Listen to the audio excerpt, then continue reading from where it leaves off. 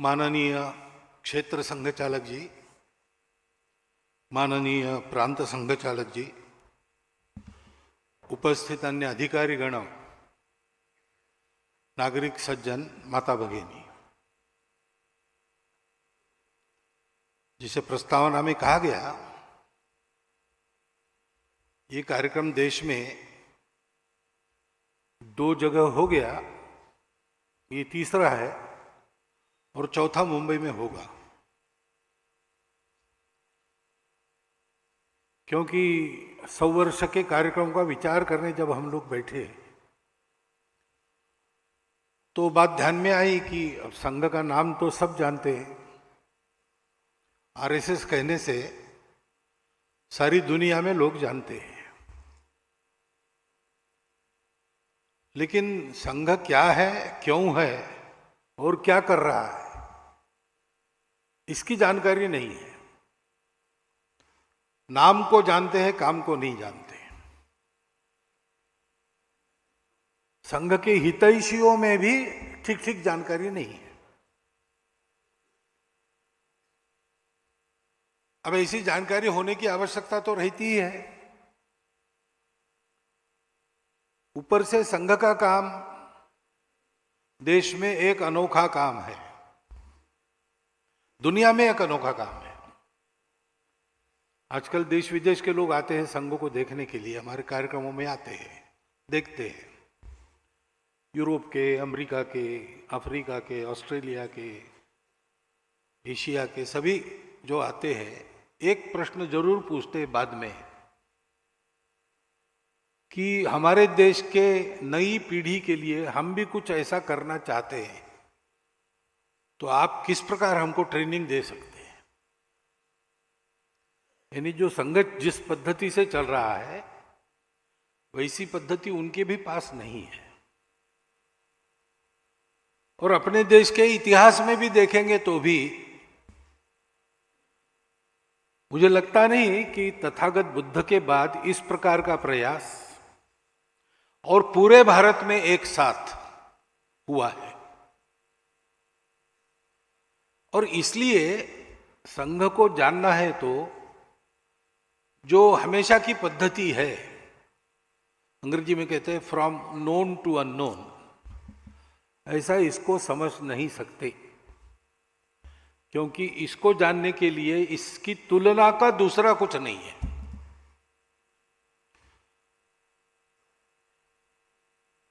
ऐसा अपने यहां सुभाषित है रामायण में, गगनम गगनाकारम सागरम सागरोपमा।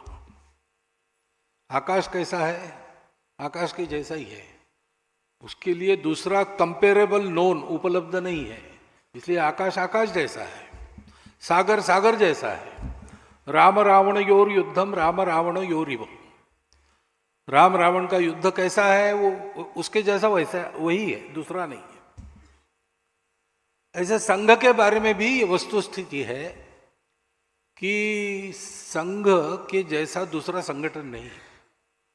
और इसलिए संघ को जानना है तो तुलना करते हैं तो गलतफहमी होती है। हम लोग संचालन करते हैं गणवेश में, उसको देखकर अगर आप सोचने लगे कि एक पैरामिलिट्री ऑर्गेनाइजेशन है तो वो गलत हो जाएगा। इतनी सारी सेवा करते हैं स्वयंसेवक, 1,30,000 से ऊपर छोटे बड़े सेवा प्रकल्प संघ के स्वयंसेवक विभिन्न संगठनों के माध्यम से देश भर में बिना सरकार का पैसा लिए चलाते हैं। अब कोई भी कह सकता है कि संघ एक सर्विस ऑर्गेनाइजेशन है, तो गलती होगी। संघ के स्वयंसेवक आज विभिन्न संगठनों में काम कर रहे हैं, तो कुछ लोग पॉलिटिक्स में भी है और सत्ता में भी है। इसलिए बहुत लोगों की ये प्रवृत्ति रहती है कि संघ को बीजेपी के द्वारा समझना, तो बहुत बड़ी गलती होगी।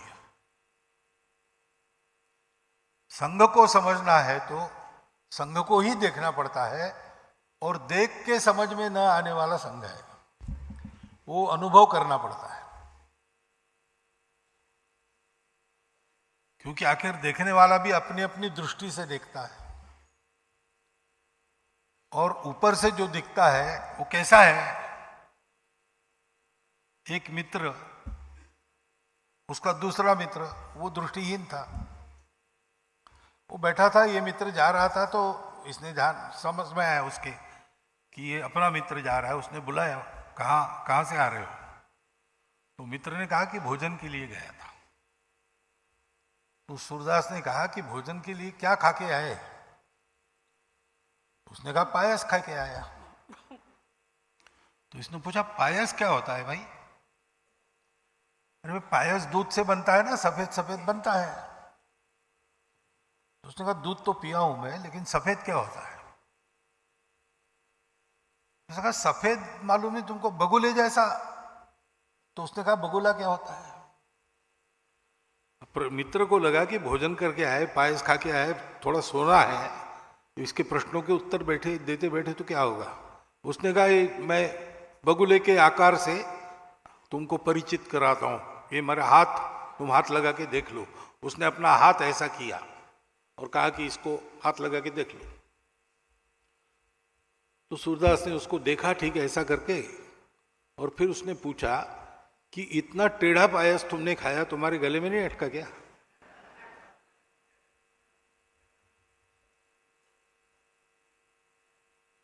और फिर संघ के बारे में गलत नैरेटिव्स देने वाले भी लोग हैं, सरासर झूठ देने वाले भी लोग हैं।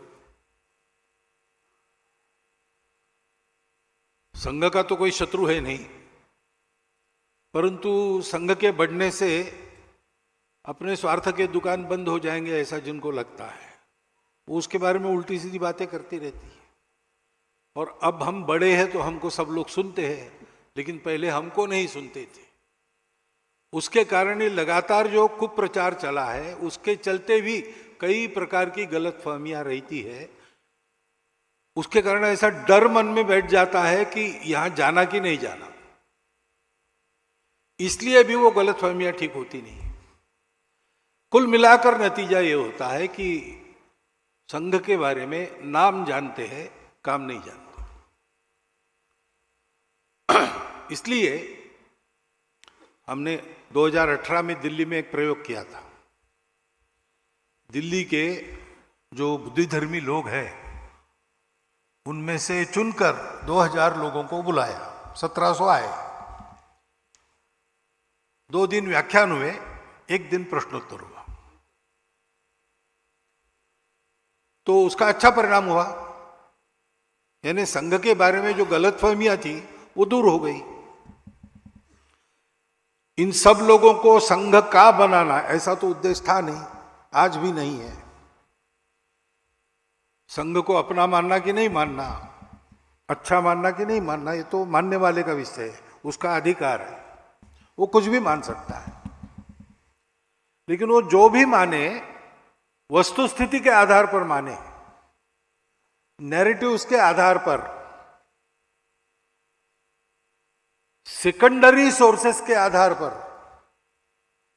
कुछ कल्पना कर ले, ये ठीक नहीं है।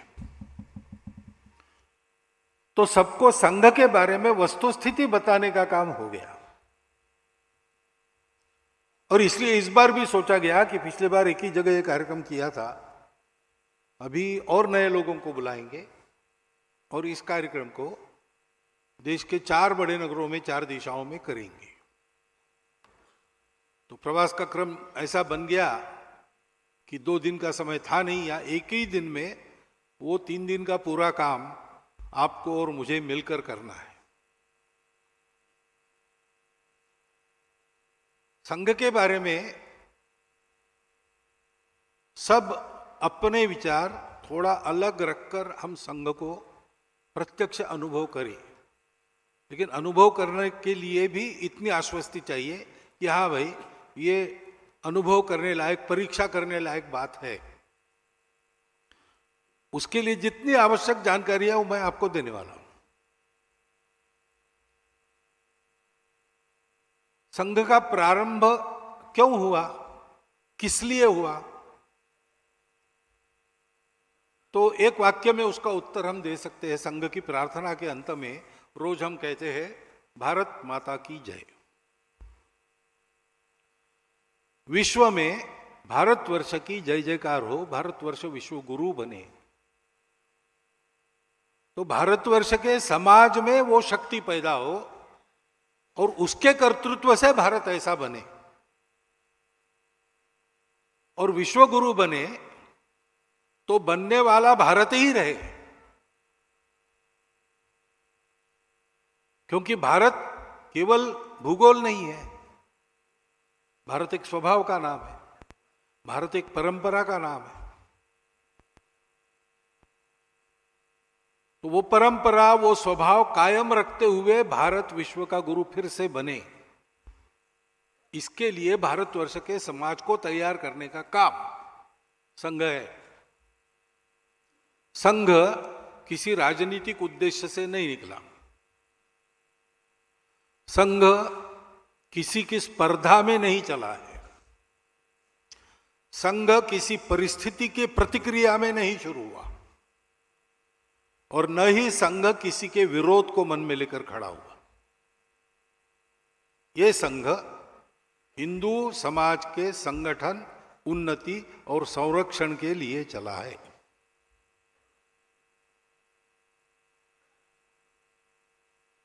प्रयास बहुत लोगों ने किए। 1857 में ब्रिटिशों के खिलाफ अपना एक संघर्ष हुआ, देशव्यापी संघर्ष हुआ, परंतु हम लोग उसमें हार गए। तो विचार मंथन शुरू हुआ अपने तत्कालीन नेताओं में कि अपने ही देश में इतने सारे हम लोग हैं, हमारे राजा है, हमारी सेनाएं हैं, एक से एक कुशल योद्धा हमारे पास थे। ये सब होने के बाद भी मुट्ठी भर अंग्रेज बाहर से आए और उन्होंने हमारे देश को जीता और हमको परास्त किया। ये क्यों हुआ? तो मंथन में से एक उत्तर मिला, उसकी एक धारा बन गई कि भाई अभी हार गए तो क्या हुआ, फिर से यही सशस्त्र प्रतिकार करना चाहिए और अंग्रेजों को शस्त्राचार के द्वारा भगा देना चाहिए। तो 1857 में तो कंपनी का राज्य बाद में गया और रानी का राज्य आ गया है ना, हम पूरे गुलाम बन गए, हमारे राजा मांडलिक बन गए, तो हमारी अपनी सेना तो थी नहीं। तो फिर क्रांतिकारक गतिविधि के रूप में तब से जो चला है, शस्त्राचार के द्वारा विदेशी आक्रमकों को खदेड़ देने वाला प्रवाह, वो सुभाष बाबू के 1945 में अंतर्धान होने के बाद ही समाप्त हुआ। 47 में हम स्वतंत्र हुए, फिर उसकी आवश्यकता नहीं रही। स्वातंत्र्यवीर सावरकर जैसे लोगों ने 60 के दशक में अभिनव भारत नामक उनकी जो क्रांतिकारी संस्था थी, उसका बाकायदा समापन किया। लेकिन इस अल्पावधि में लगभग 90 वर्षों में उस धारा ने हमको ऐसे दैदीप्यमान महापुरुष दिए, ऐसे चरित्र दिए, जिनका कीर्तन करके आज भी हमको जीवन में प्रेरणा मिलती है। दूसरा एक विचार रहा कि भाई लड़े तो हम उस समय, लेकिन सेना लड़ी, राजा लड़े, समाज तो अपने घर में बैठा था। ऐसा नहीं कि समाज स्वतंत्रता के विरुद्ध था, समर्थन तो था, लेकिन इसमें हमको कुछ करना होता है ये उसको पता नहीं, क्योंकि आधुनिक राजनीति की उसको समझ नहीं है। और इसलिए राजनीतिक जागृति भारतीय जनता की आवश्यक है। और इसलिए इंडियन नेशनल कांग्रेस को माध्यम बनाकर अपने तत्कालीन नेताओं ने उसको राजनीतिक जागृति का और स्वतंत्रता के संघर्ष का एक हथियार बना दिया। और उसके चलते भारत में व्यापक जन जागृति हुई। क्रांतिकारकों की धारा के साथ साथ आंदोलन की धारा इधर से चली और ये जो सारी जनता जागृत हुई, वो जो करती रही उस समय वो देश के लिए करती रही। जो आंदोलन में थे, जेल में जाना पड़ा, लाठी खानी पड़ी, वो किया। जो नहीं कर सकते थे उन्होंने ऐसे सत्याग्रही के शिविरों में उनके भोजन की व्यवस्था की। आदमी चरखा भी चलाता था, देश के लिए चलाता था। चरखा चला चला के लेंगे स्वराज लेंगे।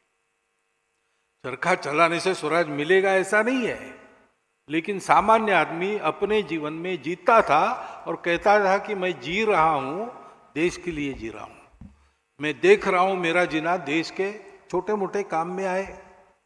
सेतु बंधन में बड़े बड़े पत्थर लाने वाले वानर भी रहे, लेकिन एक गिलहरी सा एक रेती का कण में झाड़ू हुआ। इस भावना से समाज जागृत हुआ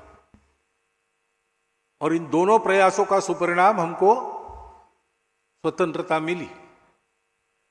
परंतु उसी समय 1857 के बाद एक और धारा चली जो सोचते थे कि अपने समाज का स्तर अंग्रेजी समाज से कम हो गया है, क्योंकि हम रूढ़ी कुरीतियों के शिकार हैं, दक्षिणानुसी बातों पर अंधविश्वास रखते हैं, और इसलिए पहले समाज सुधार होना चाहिए, बाद में स्वतंत्रता।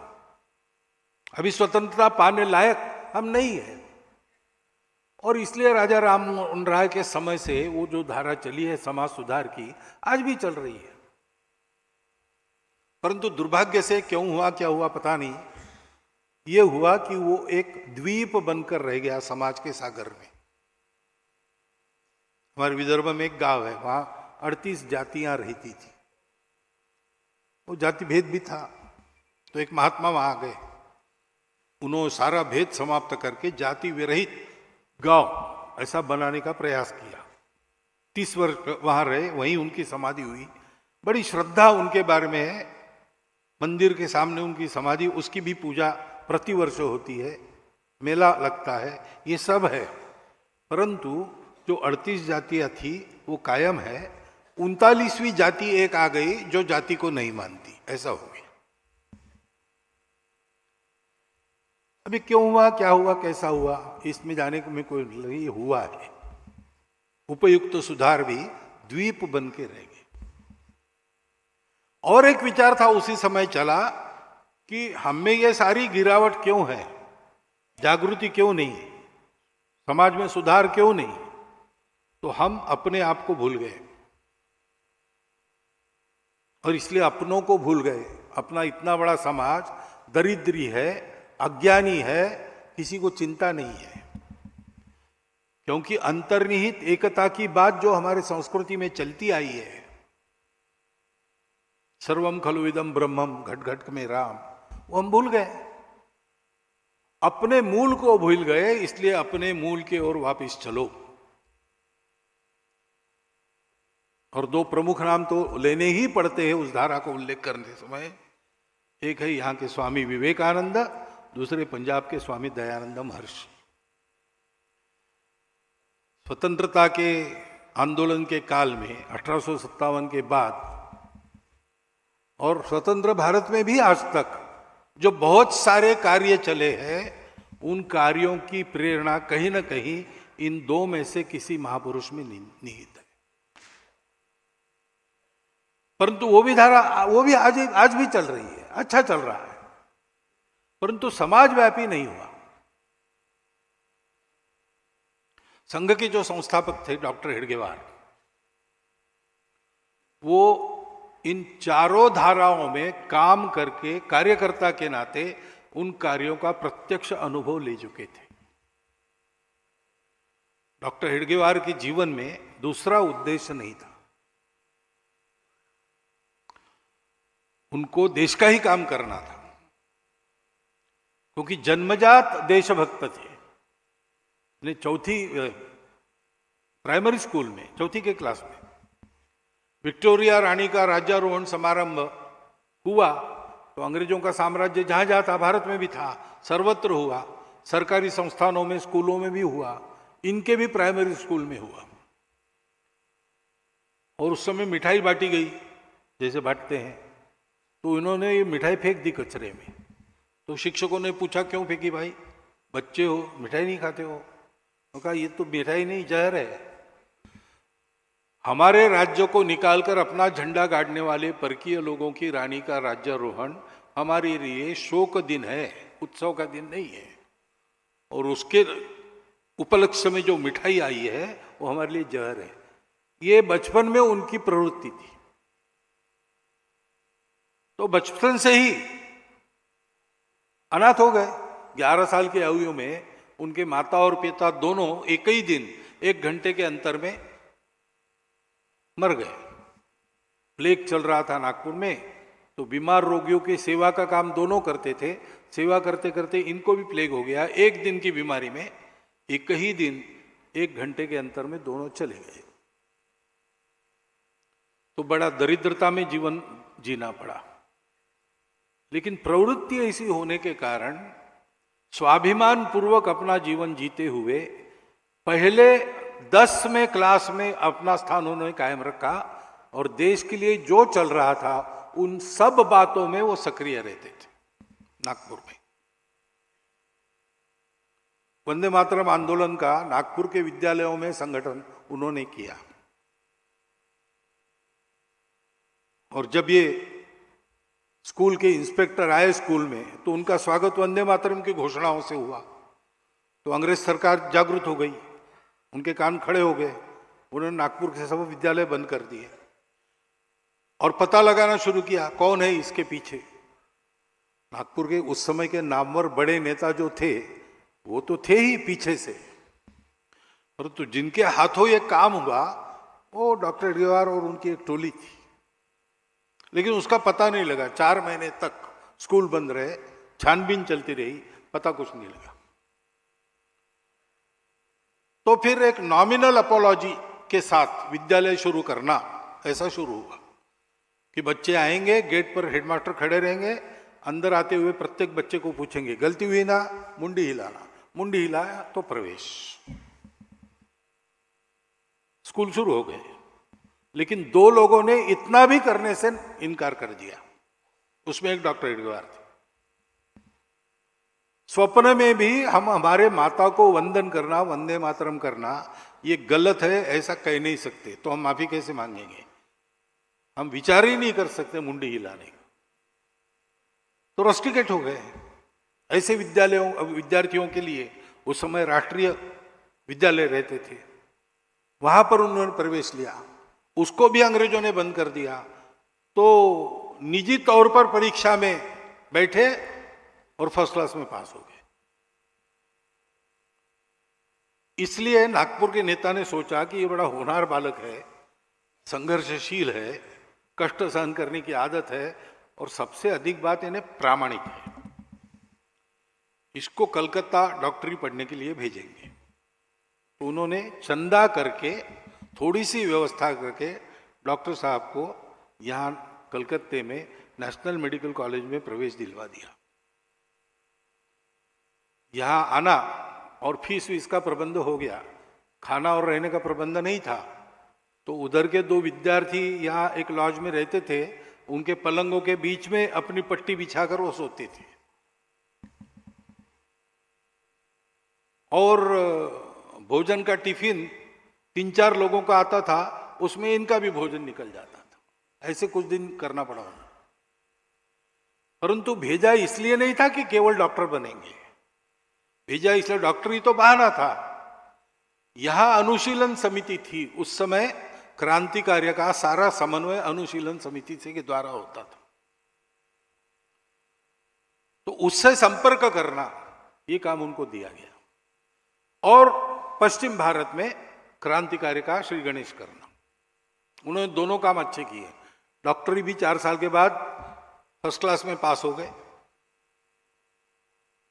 और महाराष्ट्र यानी राजस्थान से आंध्र तक के इलाके में क्रांतिकारकों को बसाना, उनकी व्यवस्था करना, शस्त्र आदि पहुंचाना, योजना बनाना, ये सारा संगठक का काम उन्होंने किया। लेकिन वो विफल हो गया आंदोलन। आंदोलन विफल हो गया तो डॉक्टरी पढ़ने के बाद उन्होंने प्रतिज्ञा ली थी अनुशीलन समिति के प्रवेश में, जो प्रतिज्ञा लेनी पड़ती थी काली माता के मूर्ति के आगे, कि इस जन्म में देश का ही विचार करूंगा, मेरा अपना करियर वगैरह सारी बातें अगले जन्म के लिए।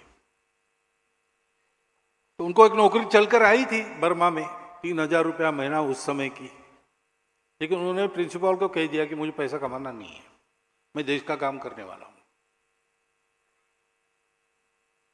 नागपुर में आए तो चाचा जी ने विवाह के बारे में पूछा, उन्होंने कह दिया कि ये मेरा विचार नहीं है, मैं देश के लिए ही काम करूंगा, कठिन पथ है, कुछ भी कष्ट सहन कर पड़ सकते, मैं करूंगा और किसी को मेरे साथ लेकर ये नहीं करूंगा, इसलिए अविवाहित रहना है, प्रैक्टिस नहीं की, अविवाहित रहे। और असहयोग आंदोलन चल रहा था, उसमें गांव गांव गए, भाषण दिए, जागृति की, तो उन पर राजद्रोह का अभियोग चला, सेडिशन। उसमें आंदोलन में बहुत लोगों पर अभियोग चलते थे, लेकिन तय यह था कि सजा भुगतना, बस डिफेंस नहीं देना कोर्ट में। लेकिन इन्होंने कहा कि मैं डिफेंस देता हूं क्योंकि और एक भाषण मेरा होगा, और उस समय जनता और पत्रकार भी रहते थे कोर्ट में, तो मुझे प्रचार का और एक मौका मिलेगा। तो उनका भाषण जो डिफेंस का था, उन्होंने शुरू यहां से किया कि न्यायाधीश साहब मुझे ये बताओ कि किस कानून के तहत अंग्रेज लोग यहां आकर भारत पर राज्य कर रहे हैं। स्वतंत्रता तो प्रत्येक मनुष्य का जन्मसिद्ध अधिकार है, ये सारी दुनिया मानती है। तो कोई कानून है क्या अंग्रेज हम पर राज कर रहे? नहीं है। और इसलिए अंग्रेजों का राज्य इल्लीगल है, आपका कोर्ट इल्लीगल है, आप भी इल्लीगल जज हो, मैं आपके अधिकार को मानता ही नहीं। मैंने यही बताया देशवासियों को कि स्वतंत्र होना हमारा अधिकार है, और स्वतंत्र कैसे होना ये मैंने उनको बताया। सर्वसम्मत कानून के आधार पर जो है वो मैंने बताया। मैंने कोई गुनाह किया नहीं, और मैंने किया गुनाह कि नहीं गुनाह उसका निर्णय आप नहीं कर सकते, क्योंकि मैं आपको मान्यता नहीं देता। तो उनको 1 साल सश्रम कारावास की सजा देते समय मैजिस्ट्रेट ने रिमार्क लिखा, ऑबिटर डिक्टा कहते हैं ना, ऐसा लिखा कि इनके जिन भाषणों के कारण इन पर आरोप लगा है, उससे इनका डिफेंस का भाषण ज्यादा सेडिशियस है। ऐसे वो थे, और इसलिए इन सब प्रकार की धाराओं में वो सक्रिय थे। स्वयं अध्ययन चिंतन भी करते थे, और इन सभी धाराओं में जो धुरीण लोग उस समय काम करते थे, इन सब से उनकी भेंट भी होती थी, चर्चाएं भी होती थी। लोकमान्य तिलक, महात्मा गांधी, वीर सावरकर, सुभाष बाबू, भगत सिंह, राजगुरु, मदन मोहन मालवीय, ऐसे अनेक लोगों से उनकी बातें होती। सुभाष बाबू से भी। उसमें से उनको एक बात ध्यान में आई कि मेरा अध्ययन और चिंतन मुझे जो बता रहा है, वही एक बात सबके मन में है। और वो बात क्या है कि सबको लगता था कि देश की एक समस्या उठाकर उसको ठीक करने के लिए हमने अपना जीवन लगा दिया, और इसलिए ये समस्या कभी न कभी ठीक हो जाएगी। परंतु समस्या फिर से नहीं आएगी, इसकी गारंटी क्या है? क्योंकि स्वतंत्रता की ही बात करें तो अंग्रेज कोई हमको गुलाम बनाने वाले पहले नहीं थे। उसके पहले सीमा के पार से इस्लाम का आक्रमण आया, 500 साल तक सारे देश में आसाम छोड़ के, और उन्होंने अपना खेल खेला। उसके पहले शक थे, उसके पहले कुषाण थे, उसके पहले सिकंदर था, उसके पहले हूण आए थे। अंग्रेज तो 8वें थे। तो बार बार कोई आता है, दूर से आता है, हमसे बर्बर है, हमसे श्रेष्ठ नहीं है, मुट्ठी भर लोग रहते हैं, और हम जो दुनिया में सबसे अमीर, सबसे पराक्रमी, सबसे नीतिमान, श्रेष्ठ तत्वज्ञान के धारण करने वाले, हमको जीत लेते हैं, गुलाम बनाते हैं। और ये बार बार होता है, एक बार नहीं। तो अब की स्वतंत्रता तो मिल जाएगी, परंतु मिलने के बाद टिकेगी कैसे? कोई दूसरा आके हमको गुलाम तो नहीं करेगा, ये भीति सदा रहेगी। क्योंकि ये अपने समाज में स्वार्थ और भेद है। तो स्वार्थ भेद रहित एक समाज हमारा बन जाए, और इसके चलते अनुशासनहीनता, अज्ञान वगैरह सारे दोष है, तो कुछ गुणवत्ता बन जाए, तभी ये होगा कि समस्या फिर से नहीं आएगी। हम काम कर रहे हैं, अभी के लिए उपाय हो जाएगा, परंतु हमारा काम पूरा तब होगा जब ये काम हो जाएगा। समाज की एकता, समाज की गुणवत्ता, ये किसी को करना चाहिए, क्योंकि हमने यहां समय लगाया, हमको दूसरा समय नहीं है, फुर्सत नहीं है। तो फिर डॉक्टर हेडगेवार ने सोचा कि अगर ऐसा है और सब बड़े बड़े लोग इतने बड़े कामों में लग गए हैं, तो सबके काम को पूर्ण करने वाला ऐसा ये काम कैसे करना, मैं प्रयोग करता हूं। त्रैलोक्यनाथ चक्रवर्ती जी को मिलने आए थे, डॉक्टर ही होकर नागपुर गए उसके बाद, या उस समय ही आए थे, और उनसे उनकी चर्चा हुई। तो यही चर्चा हुई कि ऐसा कुछ करना पड़ेगा, और डॉक्टर हेडगेवार ने उनको कहा कि दादा, मुझे लगता है कि ये काम मुझे ही करना पड़ेगा। से 10 साल उन्होंने प्रयोग किए, और फिर 1925 के विजयादशमी में राष्ट्रीय स्वयंसेवक संघ की स्थापना की घोषणा की। मैं ये इसलिए बता रहा हूं कि जो पहले मैंने कहा, संघ कंपटीशन नहीं है, संघ रिएक्शन नहीं है, संघ अपोजिशन नहीं है, संघ अचीवमेंट के लिए भी काम नहीं करता। Sangh has come to fulfil, not to destroy. ये बात पहले समझ लेनी पड़ेगी, क्योंकि आज कोई भी सार्वजनिक काम चलता है तो लोग पहले सोचते कि क्यों कर रहा है, कुछ पाना होगा, किसी के साथ स्पर्धा होगी, यही सोचते हैं। संघ के जन्म में ये कुछ भी कारण नहीं है, बस डॉक्टर हेडगेवार के हृदय की व्यथा, देश की दुर्वस्था, संघ बन फूट निकली, हृदय की व्यथा संघ बन फूट निकली, ऐसा हम वर्णन करते हैं एक गीत में। ऐसे संघ शुरू हुआ। डॉक्टर हेडगेवार ने जो अनुभव किया उसके आधार पर उन्होंने कहा कि संपूर्ण हिंदू समाज का संगठन करना है, और संपूर्ण समाज संगठित होना मुश्किल बात है, होता नहीं। आज ही अपनी संख्या अगर 142 करोड़ है, हिंदू कहने वाले 100 भी माने जाए, 100 करोड़, तो 100 करोड़ तो एक संगठन में आएंगे नहीं, कभी संभव नहीं है और उचित भी नहीं है। परंतु ऐसे लोग रहते हैं जिनका बाकी लोग अनुकरण करते हैं। महाजनों येन गतस्स पंथा, ऐसा अपने यहां कहा है, गीता में कहा है, यद्यदाचरति श्रेष्ठ तत्तदेवेतरो जना। तो समाज के श्रेष्ठ जन जो करेंगे उसकी फैशन बनती है, उस वातावरण में समाज अपने आचरण का परिवर्तन करता है। तो गांव-गांव में, गली गली में ऐसे समूह हो कार्यकर्ताओं के, जो स्वयं शुद्ध चरित्र है, जिनके जीवन में बिल्कुल स्वार्थ नहीं, समाज से जिनका नित्य और जीवंत संपर्क है, और उनको देखकर समाज अपना आचरण कैसे करना है तय करता है, ऐसा देशव्यापी कार्यकर्ताओं का समूह चाहिए। ऐसा समूह खड़ा करने के लिए ऐसे व्यक्तियों का निर्माण करना पड़ेगा।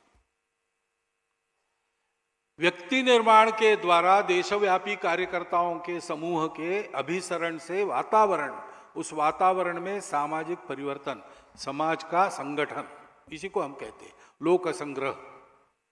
अच्छा शब्द वो है, लोक संपर्क, लोक संस्कार, और फिर संस्कारित लोगों के अच्छे कार्य में योजना, इसको लोक संग्रह कहा गया है। उन्मार्गगामी नहीं होने देना, लोगों को सन्मार्गगामी बनाना। इसलिए वो किए बिना केवल नेताओं के भरोसे, पार्टियों के भरोसे, किसी विचार के या किसी नीति के भरोसे, अवतारों के भरोसे देश बड़ा नहीं होता। ये तो बहुत है, अपने आप हो गए एक से एक। किसी देश को इतना बड़ा सौभाग्य नहीं मिला, हमको मिला है, लेकिन बार बार हमको इस अवस्था का सामना करना पड़ता है, क्योंकि ये सब सहायक होते हैं, ये कारण नहीं बनते। कारण तो सामान्य समाज की एकता और गुणवत्ता होती।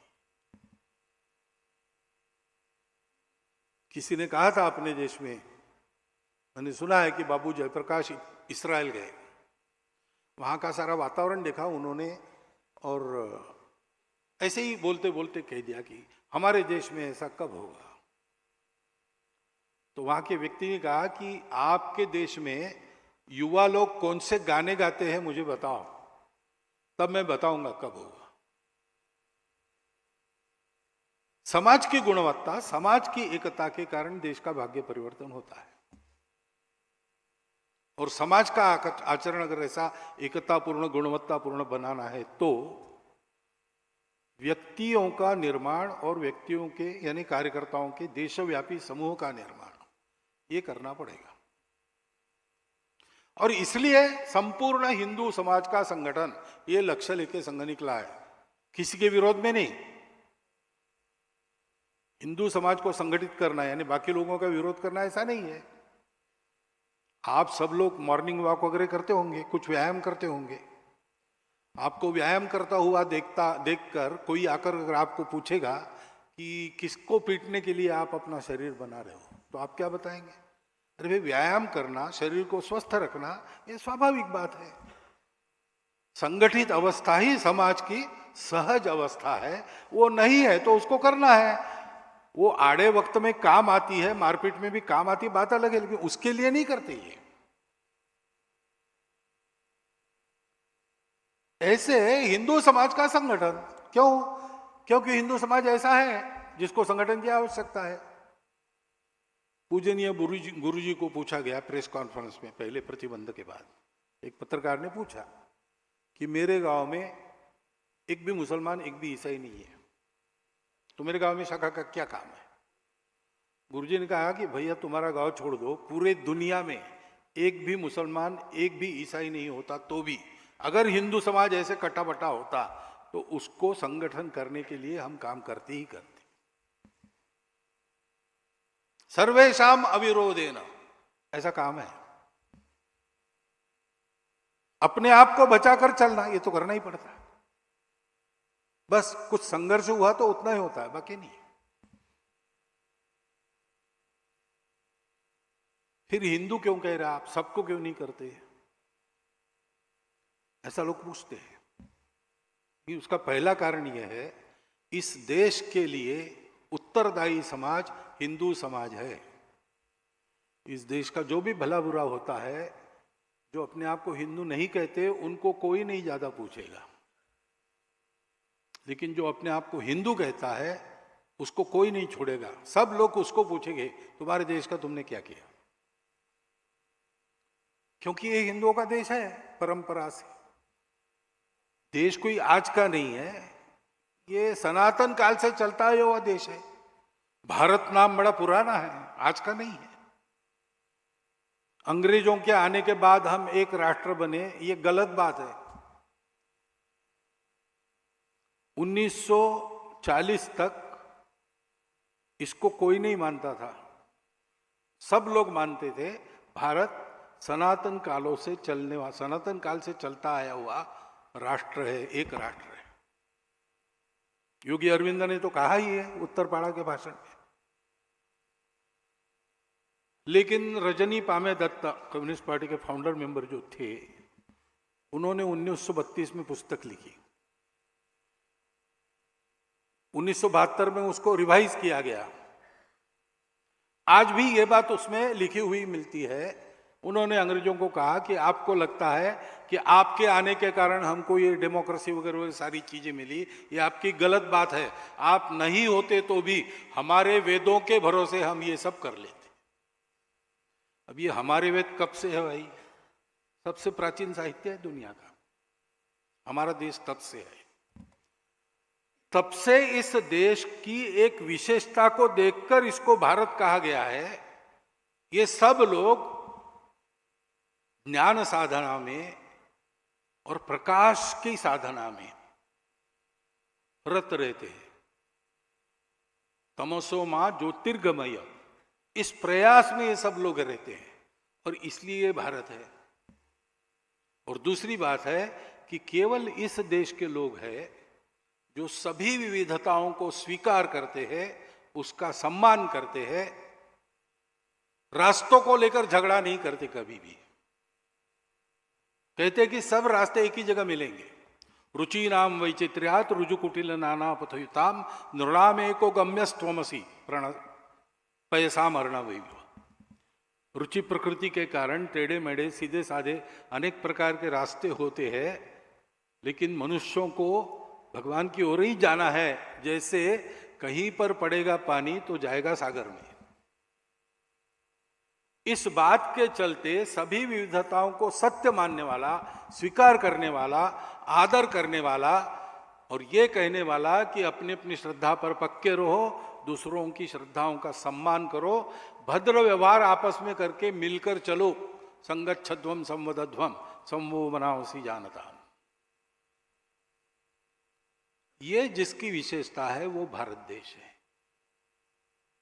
ये दोनों विशेषताएं इस देश में चलती आई, इस देश के अच्छे दिनों में भी और बुरे दिनों में भी।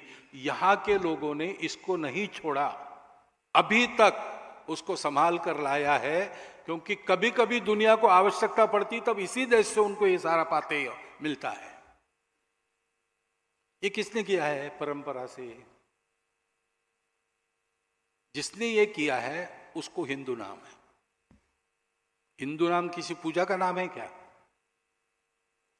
किसी एक खान पान रीति रिवाज का नाम है क्या? एक भाषा, एक भूषा, इसका नाम है क्या? ऐसा नहीं है। हिंदू वास्तव में नाम भी नहीं है। हिंदू एक विशेषण है, एडजेक्टिव है। हम उसका नाम जैसा आजकल उपयोग करते, ये हमारी गलती है। इस स्वभाव के जो लोग हैं उनकी पूजा कोई भी हो, स्वदेशी हो या विदेशी हो, उनकी भाषा कोई भी हो, स्वदेशी हो या विदेशी हो, उनके खान पान, रीति रिवाज सब कुछ अलग अलग होने के बाद भी ये अगर मानते हैं तो वो हिंदू संस्कृति के अंदर, हिंदू धर्म के अंदर चल रहे। फिर से धर्म यानी रिलीजन नहीं, संस्कृति यानी कल्चर नहीं, ये अपने शब्द है, अपनी परंपरा के शब्द है। उसके अर्थों के बारे में आज मैं नहीं बोलूंगा, आप लोग अध्ययन कर सकते हैं। सर्व समावेशक, सबको, सबका कल्याण चाहने वाला, सारी पृथ्वी को कुटुंब मानने वाला, विश्व एक घर बनकर रहे ऐसी कल्पना करने वाला, इस देश का ये विरासतदार है, वो हिंदू है। वो इस देश से क्यों जुड़ा है? क्योंकि इस देश के कारण ही हम ऐसे बने हैं। अपनी मातृभूमि सुजल सुफल मलय शीतल थी, उस समय जनसंख्या भी कम थी, इसलिए स्ट्रगल फॉर एग्जिस्टेंस वगैरह हमारे यहां नहीं हुआ। सब खा सकते थे, सब मेहनत करते थे, खाते थे, भरपूर था। और उस समय तो पहाड़ और सागर लांग के कौन देश में आएगा? बाहर से कोई आ नहीं सकता था। इक्के दुक्के आ गए तो उनको हम बसा लेते थे। अरे हमारी देवी देवता अलग है तो हमारे पहले से 33 करोड़ है। हमारी भाषा अलग है, हमारी पहले से भाषाएं अनेक है। और इसलिए ना हमको बाहर लड़ने की जरूरत पड़ी, अंदर लड़ने की जरूरत पड़ी। और हमको फुर्सत भी मिली। उस फुर्सत का उपयोग हमने सुख का निदान खोजने के लिए किया। दुनिया बाहर खोज के रुक गई, हम अंदर खोजते चले गए, तो हमको बात मिली, यूनिटी ऑफ एग्जिस्टेंस, सारा अस्तित्व एक है और हम सब लोग उस अस्तित्व के अंग हैं। हमारी सारी विविधता उस एकता से निकली है, उसी का आविष्कार है, उसी का श्रृंगार है। ये हुआ और इसलिए ये मातृभूमि हमारी, इसने हमको अन्न पानी पोषण तो दिया, रहने के लिए आसरा दिया। इतना ही नहीं, हमको संस्कार भी दिया जैसे माता देती है। इसलिए भारत माता है, उसको माता मानकर पुत्र भाव से उसकी सेवा करने वाला वो हिंदू है। और ये केवल मैं भाषण में बोल रहा हूं ऐसा नहीं, अपना हजारों वर्षों का इतिहास देख लीजिए। इस धर्म संस्कृति के मूल्यों के लिए, उनको सरसाने के लिए, उनको सुरक्षित रखने के लिए खून पसीना हमारे पूर्वजों ने बहाया है। उन्हीं का सारे भारत में आदर है।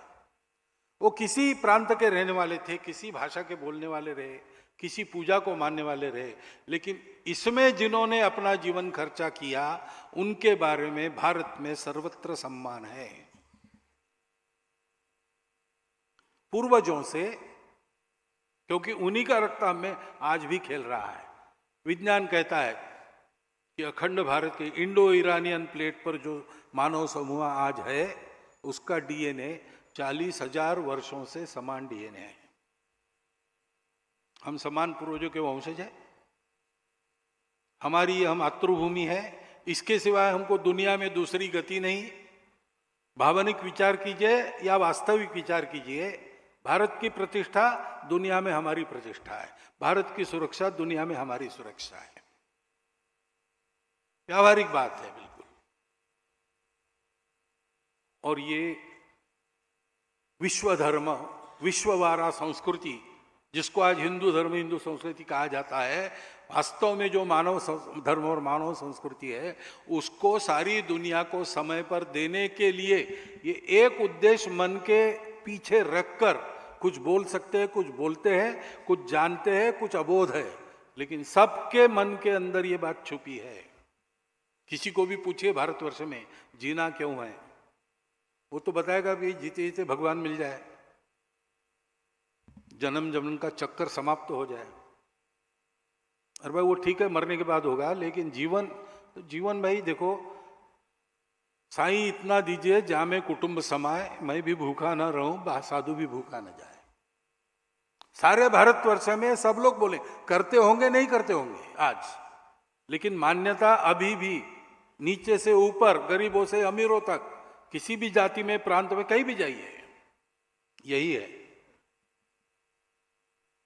और इसलिए ये हिंदू राष्ट्रीयता है, ये हमारा हिंदू राष्ट्र है। इस दृष्टि से देखेंगे तो भारतवर्ष में आज कौन हिंदू नहीं है? भारतवर्ष में सब हिंदू है।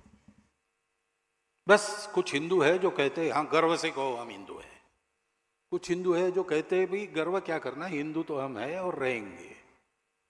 कुछ हिंदू कहते हैं भाई हिंदू हम हैं लेकिन पूछो मत, और मैं जोर से नहीं बोलूंगा, तुमको प्राइवेटली बताऊंगा घूम करके। कुछ भय है उनको, स्वार्थ है, क्या पता नहीं। और कुछ हिंदू है जो भूल गए, अब धीरे धीरे उन्होंने याद करना शुरू किया है, लेकिन वो याद न करे, उनको भूल पड़े उसकी, इसके भी प्रयास हो रहे हैं। भारत को बड़ा करना यानी इन बातों का बड़ा होना है। यह विश्व धर्म फिर से विश्वव्यापी हो जाए, ये विश्ववारा संस्कृति सबके आचरण में आए, दुनिया को चाहिए। आज दुनिया इन बातों के लिए तरस रही है, देगा भारत ही, ये सबको पता है। भारत को उसके लिए तैयार होना है, और भारत को तैयार होना है तो ये सब काम करने पड़ेंगे। ये सारा विचार जो मैंने बताया कोई संघ ने थोड़ी सोचा है, ये अपना सनातन विचार है, चलता आया है, सब ने उसका बखान किया है, सब ने भारत की इस एकता को इस प्रकार से ही माना है। आप किसी भी अपने नेता का वक्तव्य, पुस्तक देख लीजिए, पुराने गांधी जी का हिंद स्वराज देख लीजिए, सुभाष बाबू का तरुणेर प्रश्न देख लीजिए, सब लोगों ने कहा है।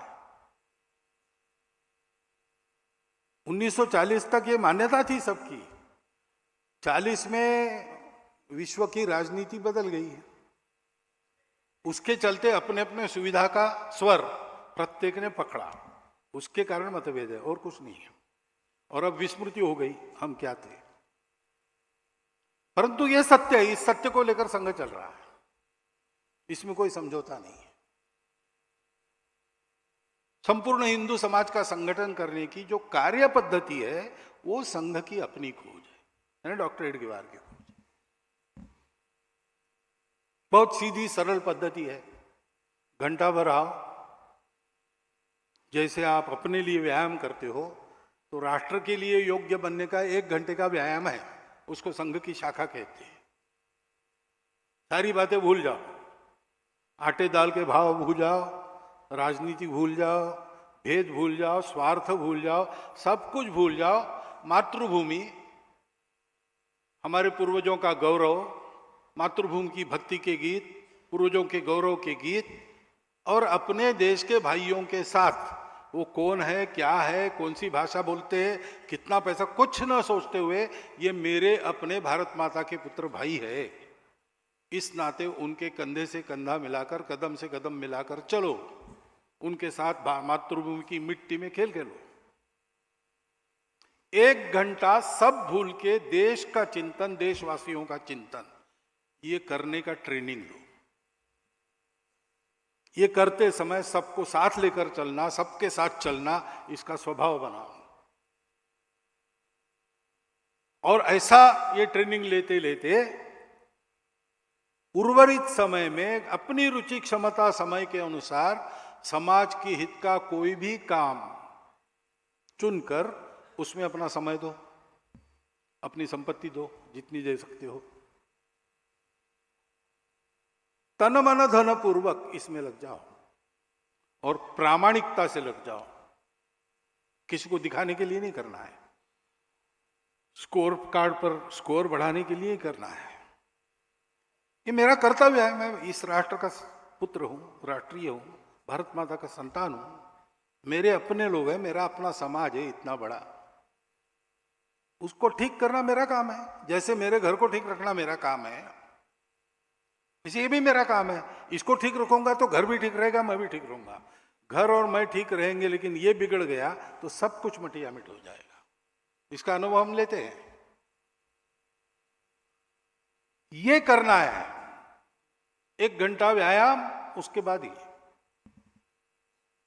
तो कर रहे, धीरे धीरे ये बढ़ रहा है। पहले समझ में नहीं आता था लोगों को इससे क्या होगा, अब समझ में आ रहा है।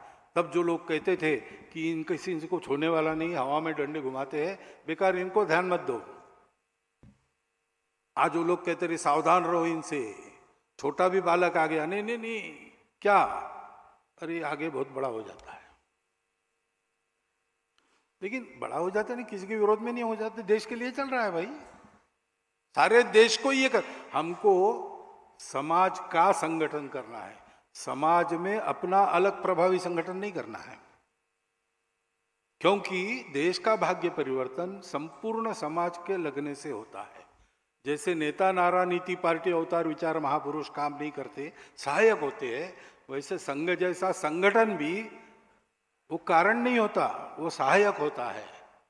कारण तो पूरे समाज की एकता और गुणवत्ता होती है, उसको बांधने का काम ये संघ का काम है,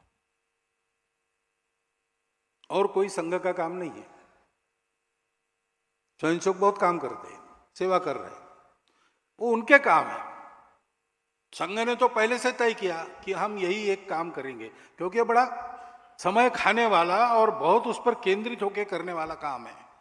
वहां कोई दुविधा नहीं चलती, 10 काम नहीं चलते, इसी पर केंद्रित होना पड़ता है।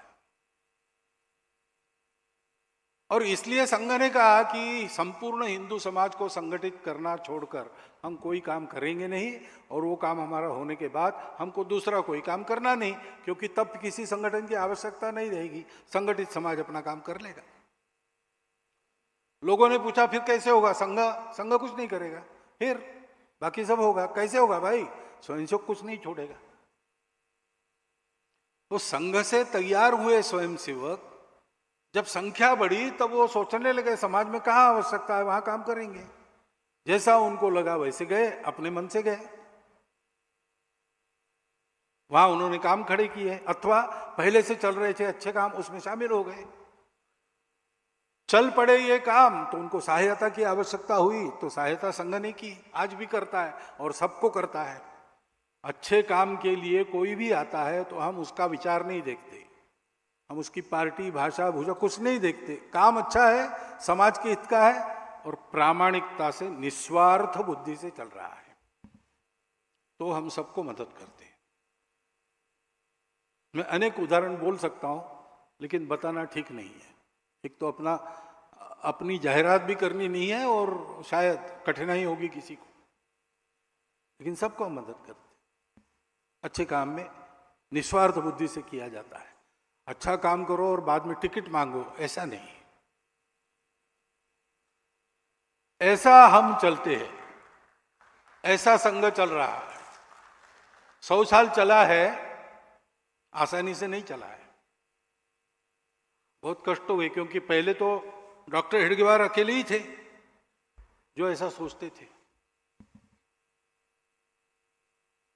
तो ये 1 से दशलक्ष होकर कोटियों को है बुलाते, ये अवस्था कैसे आई